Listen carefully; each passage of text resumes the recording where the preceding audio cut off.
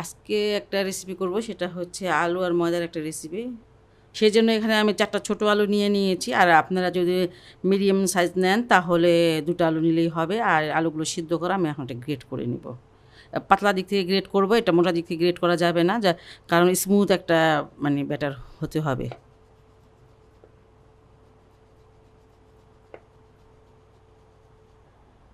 আলুটা গ্রেট করে নিয়েছি। আর 2 কোয়া রসুন গ্রেট করে নিব, ছোট ছোট রসুন। যাই হোক, এই নাস্তাটা রসুনটা দিলে এটা ভাজলে ফ্লেভারটা খুব ভালো আসে।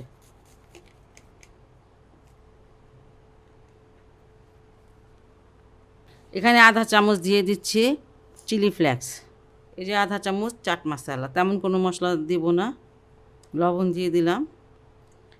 এখানে কর্নফ্লাওয়ার আছে, সেটা 1/3 কাপ, সেটা দিয়ে দিচ্ছি। আপনারা ময়দা দিতে পারেন, অসুবিধা নাই। আমার এটা ছিল এই জন্য দিলাম, আর একটু মচমচা হয় সেই জন্যই দেওয়া। সব কিছু খুব ভালো করে মাখিয়ে নিব।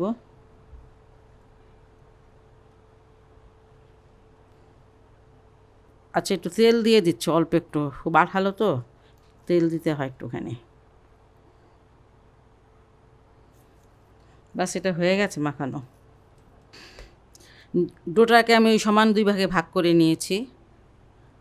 আর এখন একটু লম্বাটে করে নিব।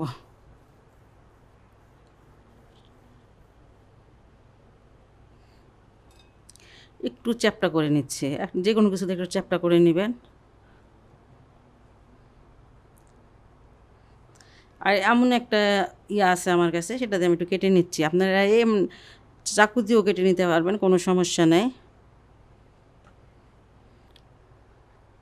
এখন আমি এগুলো ভেজে নেব। এই নাস্তাগুলো ভাজতে চলে আসলাম, কিছুটা তেল দিয়েছি, আর এখন এটা ভেজে নেব।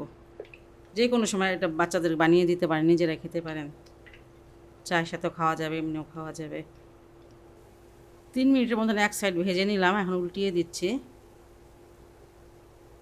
মশলা কালারটা ভালোই আসছে।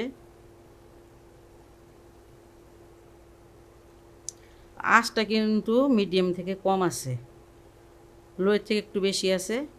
বেশি আঁচে ভাজলে হয় কি, পুড়ে যায়, সুন্দর হয় না।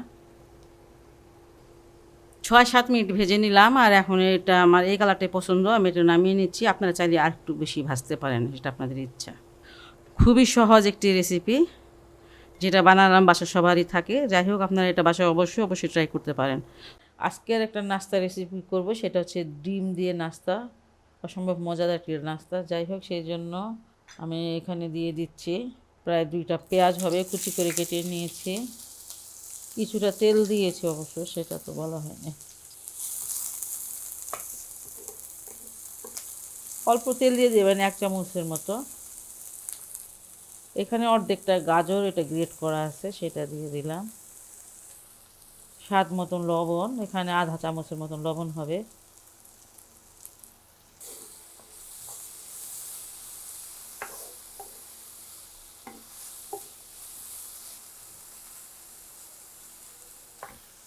এখানে গ্রিন অনিয়ন কিছুটা দিয়ে দিলাম, 1 চামচের মতন হবে। বাস, এটা ভাজা হয়ে গেল, এটা নামিয়ে নিচ্ছি। অনেক বেশি ভাজতে হবে না, একটু সটে করে নিলেই হবে।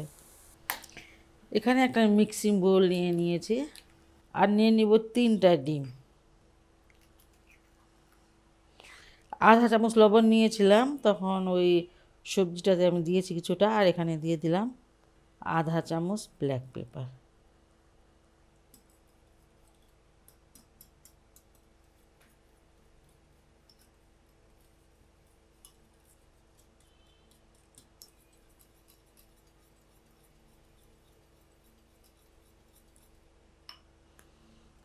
এখানে 3 টেবিল চামচ আছে দুধ, এটা গরুর দুধ, জাল দেওয়া।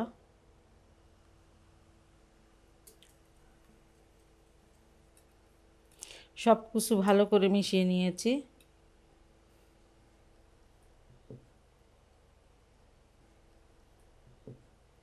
এখানে একটা বেক করার ট্রে নিয়ে নিয়েছি, আর এটা আমি তেল দিয়ে ব্রাশ করে নিয়েছি। সবজিটা আগে একটু দিয়ে দিব। ডিম আর দুধের মিশ্রণটা আমি এটা এখন দিয়ে দিব।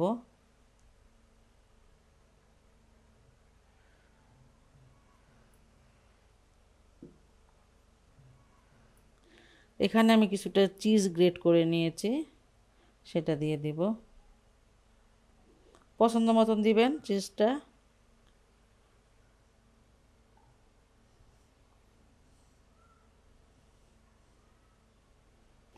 একটু গ্রিন অনিয়ন দিয়ে দিচ্ছে।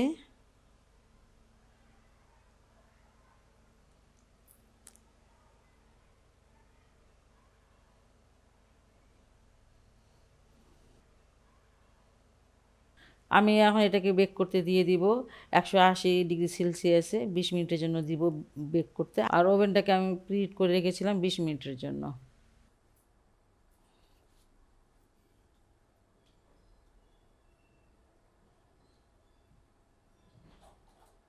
25 মিনিট পর আসলাম আমি, আর নাস্তাগুলো একদম হয়ে গেছে। দেখে মানে দেখে বুঝতে পারতেছেন মাশাআল্লাহ কত সুন্দর হয়েছে। যাই হোক, খুব সহজ এবং হেলদি একটা রেসিপি, বাসায় অবশ্যই এটা ট্রাই করতে পারেন। যদি ভালো লাগে আমার এই রেসিপিটি, তাহলে অবশ্যই অবশ্যই আমার চ্যানেলকে লাইক কমেন্ট সাবস্ক্রাইব করতে পারেন। ভালো থাকুন সবাই, সুস্থ থাকুন, নিরাপদে থাকুন, এই দোয়া করি সব সময়। আল্লাহ হাফেজ।